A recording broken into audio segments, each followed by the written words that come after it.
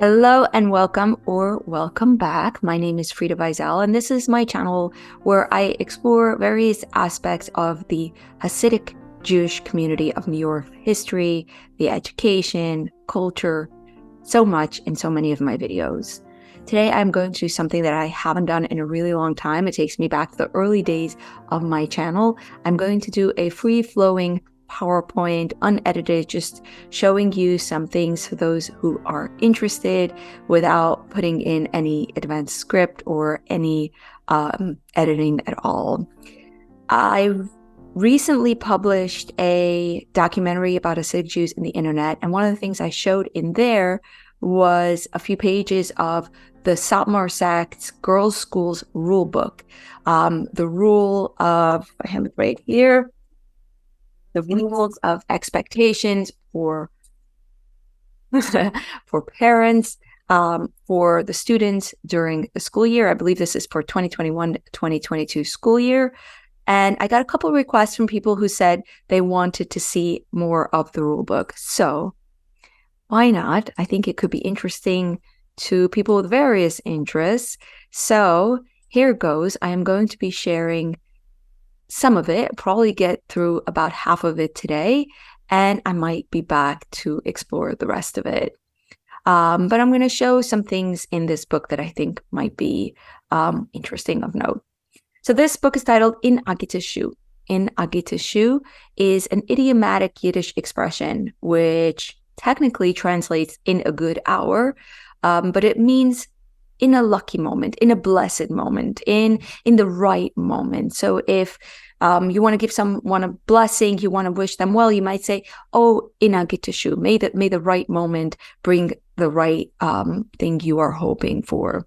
So this is thematic. The theme of this book is in Agitashu, and it is a book with both aspirations for a good school year, speaking to the parents as a school aspiring for a successful year, but it is also a very stern book that sets out ahead of the school year the expectations of the students of this very, very religious girls' school, of what the school expects of their students, so that there is no confusion whenever the students might be in violation of the rules and the school tries to take action. So we start out with at first an introduction, a foreword, which all of this is in Yiddish. I have translated bits and pieces of it ahead of time, so I don't away as I am reading it to you, but I did a very rough translation. I just jotted down bits as I was looking through it. So it's going to be in rough translation, which means that often my first try of a translation is usually grammatically still Yiddish. So bear with me if that's what it sounds like. I'm sure you'll still be able to make out what it is saying.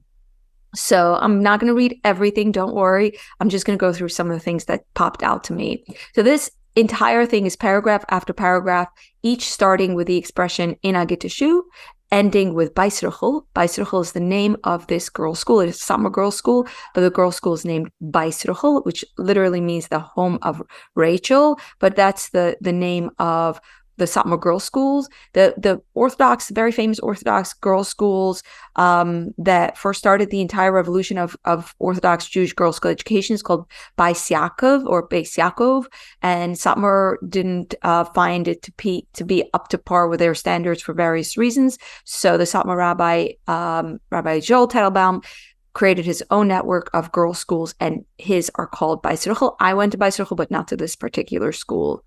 So in the first paragraph over here, I'm going to be pointing as I read so you know what I'm reading. It says, in a good hour, we are getting ready, all the dear staff, all the honorable parents, all the dear students, to start the new school year. With a freshness and a joy, we will, God willing, step into the beloved building of our holy school of learning, our beloved second home, Beis Ruchel. And then in a good hour, every student will go up a step, will rise up a level, start a new grade, start to write a new gorgeous chapter in the golden book of our joyous years of Beis Ruchel. This kind of flowery Baroque language is very big in Yiddish in general, but especially when it comes to lofty things like raising children. Here it says, in a good hour, we are looking out at every student like they were an only child, for her to find her place, her own success, to be able to grow and develop in modesty and fear of God, in piety, in good character, in knowledge and love of Torah, and with every character and every advantage that a Jewish daughter needs to have. Through the indescribable energy that the experienced teachers and principals of our school are putting in, who are standing ready in their positions in Bais Rachel. And now it goes to the next page. In a good hour, now when your dear daughter gets ready to start the new year, is the right time to go over with your daughter, with you together, several important rules which have been created for the benefit and education of our dear students, so that we should be able to rear them and help them grow in this difficult era. And here I'll pause. By difficult era, they're referring to 2023, contemporary 21st century, which is generally considered to be a very, very difficult time for pious Jews, as the world is becoming more and more unconservative, I suppose. So this is generally taken for granted that the 21st century raising pious children is a difficult era. So that's what this is a reference to in terms of this difficult era. So it says, so that we should be able to rear them and help them grow in this difficult era with piety, humility, modesty, and fear of God. We should have to work on that together with all our strength, so that we can protect the dignified character of our Bais Rachel. Finally, in a Gita Shu, here it goes on to call the daughters a precious treasure. And it says, we are saying a prayer that God should send good luck. We should succeed in this holy work, in the holy responsibility. Together, we will take great pride in our daughters in Bais Rachel. In a Gita Shu, in a good hour, in a Mazel Tov Shu, in a lucky hour. And it's signed by the administration of the school. Now we go on to the introduction that is explaining what the importance of a Hasidic girls' school education is. And the structure of this writing is a very religious kind of writing. They pull a verse and they usually then go and find a way of interpreting the verse that might be novel, and that novelty often is gratifying and also brings to light values that are a priori taken for granted, but as established, but also are reinforced by the use of a verse. So here the school is writing that there is a verse, and so God said to Bais Yaakov, to the home of Jacob, and he said to the sons of Israel. And here they say that the sages have said the refrain Bais Yaakov, the home of Jacob, is a refrain that references the women folk of Judaism. Why are women mentioned first in the verse before the sons of Israel? Is the answer because they are the ones that go on to lead the home. So here they are saying education of women is extremely important because they are the ones that lead the home. And you should know that this is generally very central, taken for granted as a value that the women are taught in the school about the importance of their learning. And it is signed Hanhula Rachnias, which is something that gave me a kick because I forgot that expression. It's sort of the government or the leadership of the Department of Piety that wrote this introduction about the importance of education for girls. Now we go on to this is just a table of contents. So we go on to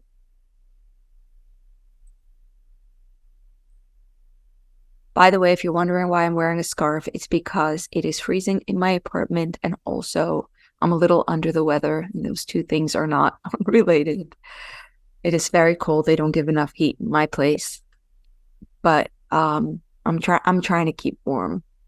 Okay, so this is a section where they are going through grade by grade. This is preschool. This is grade 1. So they're going through grade by grade. So grade 1, or maybe it goes this way. Yeah. Page 12 and 11. So this is, for instance, grade 1. They have this for all the grades, all through high school, where they have school supplies, and then they have the schedule of the day, and they have telephone numbers for the department of that grade. So grade 2. Let's go through like this. Their book prices. And as the kids get older, they start to have 2 separate school supplies lists, one for the secular subjects and one for the religious subjects. The secular subjects is called the English department, and the religious department subjects is called the Yiddish department, and they have almost completely separate operations for the Yiddish and English department. And what you can see about some of the school supplies is sometimes they'll ask for the same thing from the Yiddish and English departments, because they each issue their own school supplies list, and the students need to make sure that they have everything, but they don't even cross-check to make sure there aren't duplicates. That's how separate these 2 operations are. So this is grade 5, grade 6. You can see how comprehensive the secular education for girls is by the fact they're learning in grade 6 writing, grammar, spelling, reading, geography, literature, math, science, and so on. And then they also have the religious subjects. So they have to have a Psalms, Tillim. They have to have prayer books. They have to have blessings for after eating, a bunch of different things for religious subjects. Let's take a look really quickly at a schedule for a day. So this is grade 8 to 7. They say they serve breakfast between 8:30 to 8:50 in the lunchroom. And then prayer is 8:55. Recess is 10:45. You need to be back in class 10:55. Lunch is 12:15. The first bell is 1:10. The second bell is 1:15. That's after lunch. After lunch is the secular subjects. So then they have secular subjects starting at 1:15, recess at 2:35, back in class 2:45. So the first bell to go home is 4:12, and the second bell is dismissal is 4:15. And I think it's pretty similar for all grades, this kind of structure, except if they're younger. Grade 8 to 1. So here we have the rules about absences, which is very standard for any school. It's, you can't be absent without a note, without permission. You can't leave without permission. It says here, an important note, please remember to always inform the leadership or teachers if there's a difficult situation at home, or if there's any way we can step in for the child so we can provide help when needed. And here it also says, please let your child settle in on their own on the first day of school. If the child calls home that she's unhappy, scared, etc., listen to her and calm her down. Give the child a chance to adapt. It is not worthwhile to judge the situation hastily. You can just see how much of this book is written as a reactionary book in reaction to things that are happening in the school, like parents calling on the first day hysterically, or later you're going to see like trends in clothing and fashion that the school is not happy with and that they are trying to push back against. A lot of what you see here is reflecting what is happening and what the school might not want to happen. On that note, so this is high school. The phone number, this is about tests for high school. And now here is the section of modesty rules. Tznius und Weisungen. So they are going to be listing a lot of rules about what the girls are or are not allowed to wear. And many times they're saying, don't wear this because the students maybe are wearing this.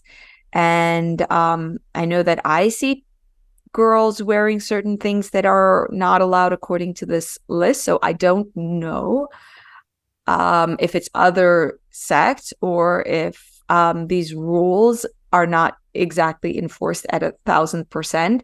But I do think you really have to look at things like the modesty rules here as a religious private school's ultimate aspiration. And you have to remember that they are constantly battling with the girls' desire to engage in trends, to push back against the rules. So what you're seeing here is only part of the reality. It doesn't reflect what everyone is just going to follow in a black and white way. You have to understand there's a lot happening in how these rules play out, what of it the school will rigidly enforce, what they're going to just not fight about, what the students are going to push back against, and so on. So they're saying here very upfront that they have rules and that they're going to send home students that violate the rules, and they don't want the parents to say, oh, I didn't know. So here are the rules. Please read them. And here they say for younger kids, nursery and kindergarten girls are going to get different rules of modesty. Okay. So it starts with pantyhose, Strump, pantyhose. So there's a lot of rules on pretty much every article of clothing. So it says, according to the law, a Jewish daughter is obligated to wear thick pantyhose that covers the legs 100%. And here it says that knee highs are entirely forbidden, even if you're just wearing them over a pantyhose, because on principle, knee highs are forbidden. And they also say that it is not allowed for a girl to wear texture tights like ribbed or little dots on it. That's considered too modern, too stylish. So even if you put another pair of tights, pantyhose over it, it's a no. So that creates an enormous temptation to wear ribbed tights. Here it says something I find interesting. White socks is not allowed during the week. Girls should only wear navy during the week, navy tights, navy pantyhose. And they should wear white pantyhose in honor of Shabbos. And then when a girl goes into high school, she changes out of wearing navy tights into a special dark beige, taupe-ish pantyhose that she's going to wear both during the week and during the weekend. But generally, white is the color of Shabbos, and some clothings are going to be reserved for some colors, and some clothing also are going to be reserved for Shabbos. Now we go on to clothing.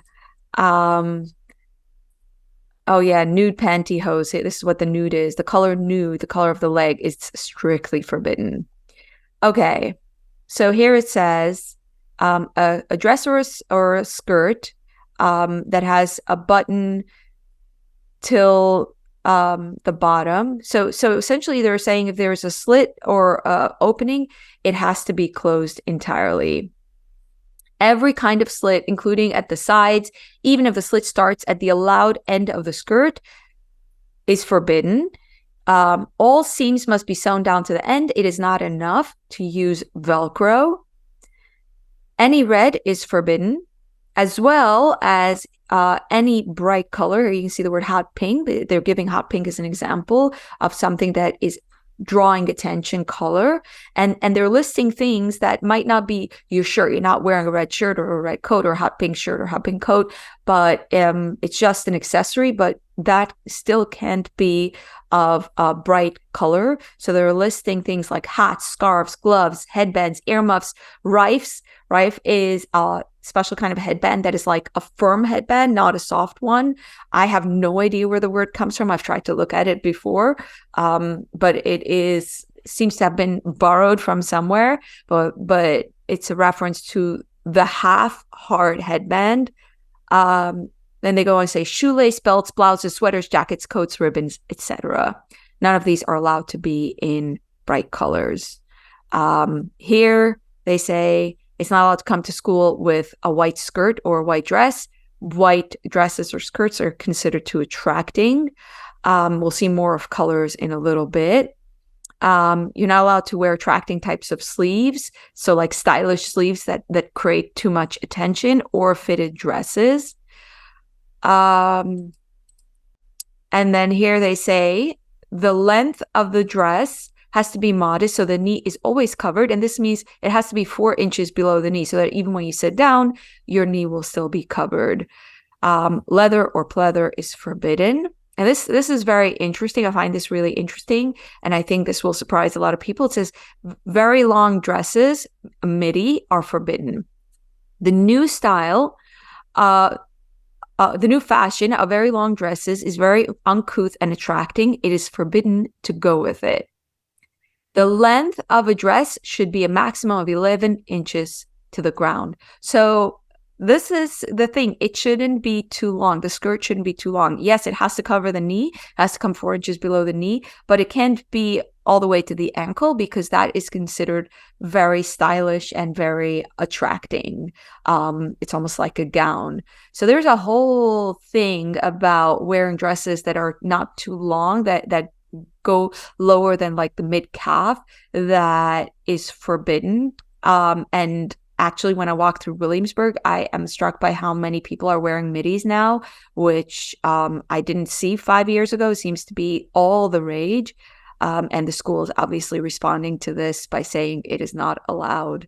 But a lot of people assume that in Williamsburg, the women wear skirts to the floor, but actually that is not allowed. It is considered too attracting. Then it goes on to say the sleeve needs to reach the wrist, and it gives rules about the neck, how the neck needs to be closed entirely. This is a section furthermore on not following the trends, the fashions, and it says we have been warned not to follow the trends, the ways of the nation, and this means the nations. This means not to wear denim or denim look. And here, Shessel is a skirt. It talks about how a skirt needs to fit, that a skirt is not allowed to be tight, fitted against your body. It's supposed to be loose. It's supposed to not be revealing. So they're saying, and this I've never seen before I looked at this book, the skirt needs to be 6 inches between the hip and the skirt. So it can't be snug against the hip. There has to be 6 inches sort of for the skirt to fall.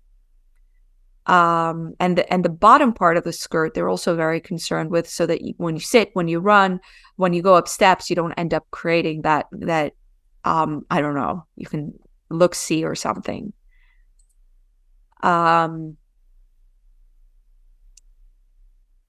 Here it says a skirt that is similar to pants, meaning if it has zipper in the front or pockets in the back, and so on, is not nice and therefore should not be worn. And here it says bubble skirts or skirts with a bend at the bottom are not wide enough at the bottom and are therefore forbidden. The more I read this, the more I want to wear everything that's not allowed. I don't even like clothing and fashion. Pencil skirts are also a big no-no. They're very fitted. And then here they go into D, they talk about straight skirts. So their pencil skirts is a no. Bubble skirts have also been found to be lacking. But straight skirts can potentially be fine, but they say very often it is not fine. So you should really, really, really, really be sure. Straight skirts, yeah. You should really, really be sure that your straight skirt is on the up and up before you decide to wear it. But there are permissibilities with straight skirts. Here it says explanation about how the skirt needs to be 6 inches wider than the hip, that it should be wider here, wider there. Anyway, I don't even know how this works in terms of physics, because I thought you just have more fabric that isn't relevant to the front or the back. So I don't know. How could it even be wider in the front and not in the back? What is happening? If there is extra 6 inches of extra fabric, it would be all around. I don't know. Maybe I'm giving myself away not to compute so well. Here they say again about the middies. They're very concerned about the middies. They're saying, hold on.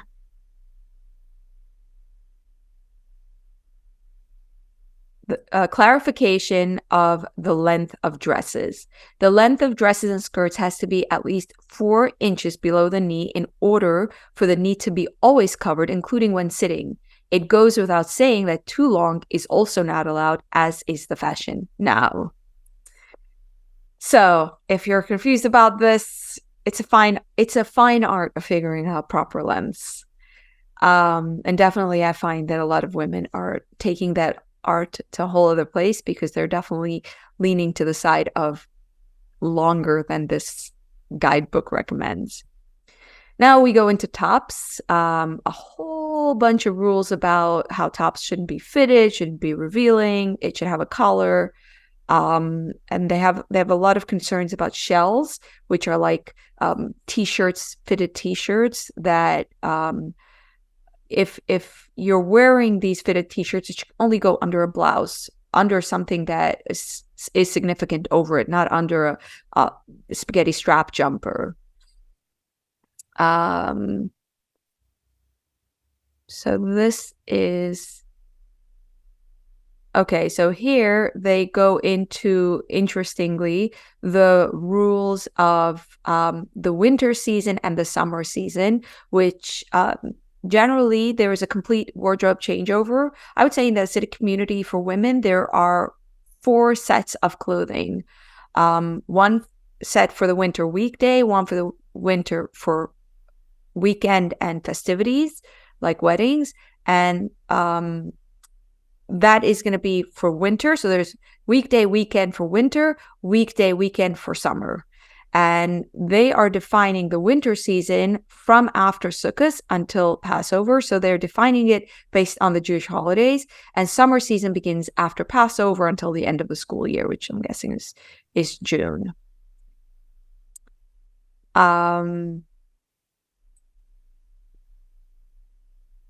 So there's a lot more rules about shells, as you can see. I'm having a little bit of a hard time with going through the pictures here because I, by default, go to the other direction. That's how you turn right to left, Yiddish. But the photo app actually has me going in the opposite direction, so I keep going back by mistake. So here on page 39, they're saying slips. A slip is an undergarment. It says it is one of the foundations of modesty to always wear a full slip. I don't know if women are actually wearing it. Full slip means it is like a little jumper. It has a knit top and like a polyester bottom to make sure the skirts don't stick. It doesn't have to. I don't think it would have sleeves. I did do a post on my blog where I showed what a slip is. And now we go into the section of shoes.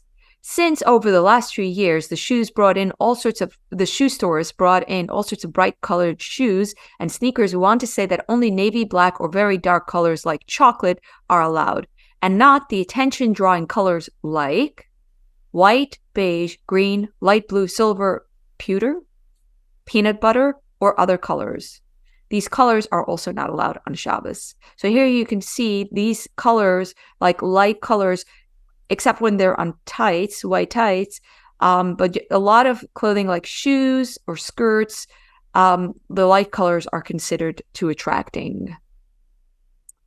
And here there are rules for coats. They don't want you to wear coats that are leather or leather look. It's all very similar to what we've seen before. Rules for boots, stiefel. Here it says, as it is mentioned by the Rabbi Mendel Rimanov, the shoes should not be open in the front or in the back, meaning open front shoes or open back shoes are not allowed. And then sock shoe is a latest trend. There are many that aren't modest. I was like, sock shoe? What? Strempschicht? What is strempschicht? But I'm guessing it's these boots where it has a very soft top. It's like not real boots. It's like, it looks like a sock has been attached to a shoe. Now we go into hair. Hair is its own huge section because there's a lot about hair. They start by saying the most holy, the best way, the most pious way to do hair is to braid it. But you see very, very, very few girls with braids. But that is usually the most pious families will have their daughters braid the hair. And they're saying, where is it? They're saying the girls who go with braids are very respected and looked up upon, which is another way of them saying maybe they feel insecure about not looking like everyone else. So here's us giving them some encouragement. Sometimes you have to read between the lines in a book like this. I mean, more often than not. Here it says, long flowing hair, long hair that's like all over the place. Long loose hair is a very big no-no. So there are a lot of rules in how to make sure that the hair is modest.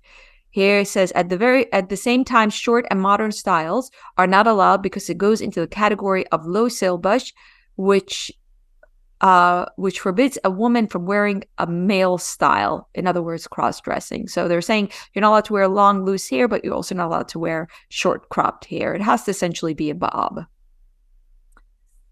Here they're saying it's forbidden to go with the hair untamed, even if it's short. Likewise, the hair should not cover the face. In general, new fashions are not allowed.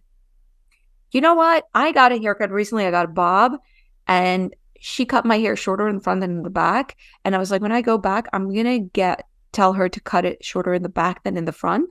I didn't know it has a name. Thank goodness I looked at this school rule book, because now I know it's called an elevated bob. And that's what you're going to see on me next. And it says it is forbidden to wear an elevated bob. They say all these rules have to be adhered to, not just in our school, but also at home and in the street, without any difference if it's at a wedding or some celebration, Shabbos or a weekday. Of course, these rules apply later in life after leaving the walls of our school. And again, what I'm reading over here is girls are maybe letting their hair loose at weddings. They're indulging in longer hair than the school allows at weddings, and they are responding to that here. So that is the modesty section. Here they're saying various guidances about being in a partnership with parents to raise the children. And they start by talking about parties and celebrations. So if you want to make a party in school, you absolutely have to have permission from the department that you're going to do the party at. But parties in school are a very big deal for girls when the teacher gets engaged, which happens a lot because the teachers are usually young and right out of school and about to get engaged. Or the teacher gets married, teacher has a baby, something in the class, someone is moving, something big is happening, or there's a Hanukkah party. So they're very, very strict about, you must get prior approval from the office, from the school administration before you do a party. And also the food that you bring to the party has to be of a proper kosher certification. If you bring something that doesn't have the approval from a kosher rabbinic organization that they have allowed, and they've only given a couple of options here, then they are going to confiscate the food that you brought. And then they say it is absolutely not allowed to make a big deal. You can only put on the teacher's table, you can only put a torte. In no way are you allowed to bring a centerpiece. And of course, it is self-evident that it is forbidden to bring helium balloons into our school. I had no idea helium balloons were even a problem. But I guess it's just in school because they're very big business in the shops. And it's not allowed to organize private parties in the homes without approval from the school administrators. And it says over here, in a restaurant or an ice cream house is in no way allowed to organize a get-together. This rule applies during days where there is no school as well. So the school extends its powers, its reach well beyond the student's life in the school itself. As you can see, their expectations apply as well to days that there is no school. Even they make a note after the student has graduated and continues to be an ambassador of the school and a product of the school, they expect the student to continue to adhere to the lessons the student had learned in school. And here it says, Birthday parties are not allowed, even in preschool, not in school, and not outside of school. And I have a sense that this is another example of something that maybe is becoming a bit of a trend, and they're responding to that.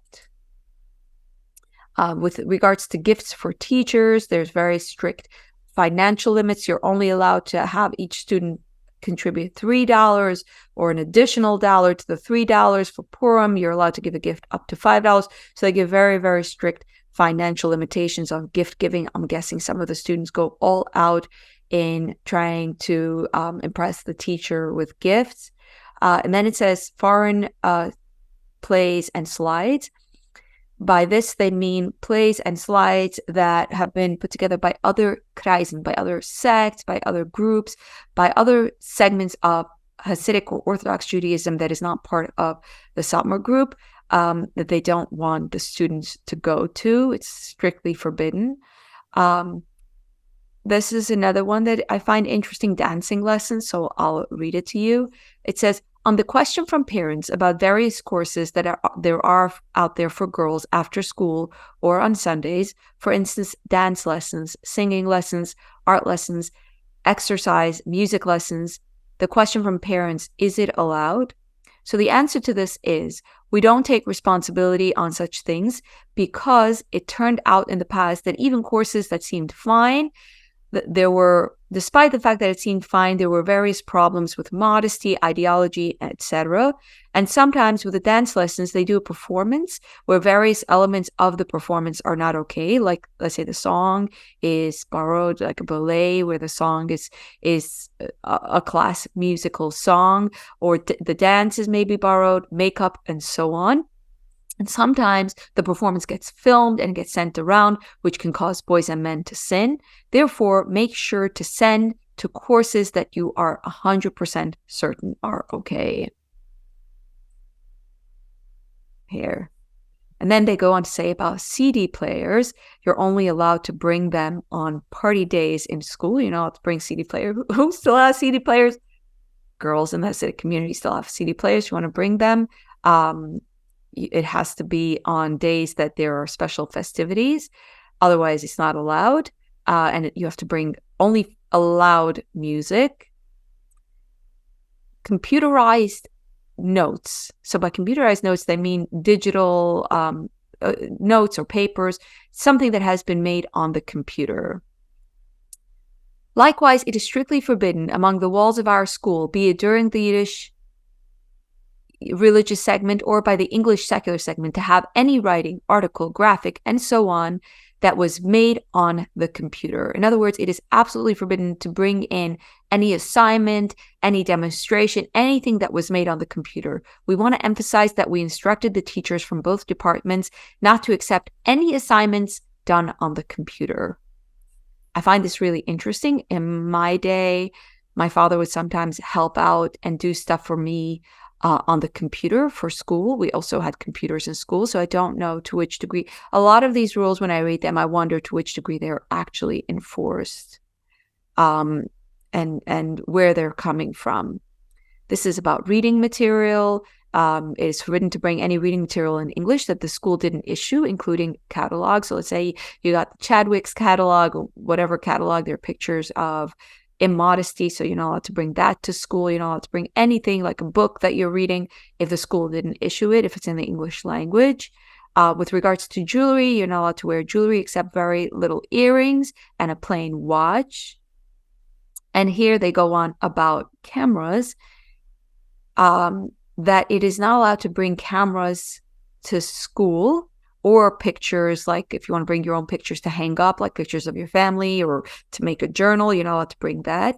Only when there is the annual school trip or a Hanukkah or Purim party are you allowed to bring a camera if the camera is kosher. And then they go in to Aufklärung, it's an explanation to defend themselves why they are so strict about cameras, to say that these days cameras are digital, it is so much easier to take a ton of pictures. You're not judicious about how many pictures you're taking. You don't have film, so you're not careful. You get video, and you end up filming everything. And essentially, they were saying it has already caused harm to some of the students that they were filmed, I guess, in certain ways. So it's very interesting to me because in my time, we all had cameras all the time. And I guess in response to the fact that all of life is now essentially digitized and videotaped, they are responding to that by saying, no, we are not okay with that. And therefore, they are limiting when cameras are allowed in school. And they're defending to themselves to parents, saying why they have made this increased stringency. And I do want to say something. A lot of times the Hasidic community comes up with increased stringencies, and you'll see people in the media say, oh, look at them, they're becoming more radical, they're becoming more extreme. But actually, what I find is usually happening is they're simply responding to time, or they're navigating, negotiating. They're finding ways to adapt. So it's not simply that there's more rules being added. It's that things in the environment change. It's not just that cameras have become point blank, oh, here's a new rule we found. Now girls can't come to the school with cameras. It's the cameras itself have changed, and they are responding to that. So the community is not, I would not say it's necessarily becoming more extreme. There are many ways in which it's becoming more innovative and open. And a part of that is a threat, and it is responding to the threat by creating increasingly more rules. And here it talks about developing pictures, about going to these photo developing places where I see women all the time developing their pictures, and how girls are not allowed to be there by themselves. It's like a camera, a place where there's a lot of computers, and the women will sit at the computers and pick out pictures and develop them. So that's the end of what I have scanned. This entire thing goes for about 80, 90 pages, and there's a lot more to it. But took me a lot of time to scan this, and I wasn't sure if this would be interesting to anyone, so I didn't want to do all of it. But I might return to it one day. For now, thank you for watching. Please share your thoughts. I love to read your thoughts on things like these, especially when it comes to education, which is something that interests me a lot. So share your thoughts in the comments. If you haven't subscribed to my channel, make sure to subscribe to my channel. If you like this kind of thing, encourage me. Tell me to do more of it. It is very fun to do on my end, so it would not take much to get me to do more of it. And I'll be out. So ta-ta. Bye.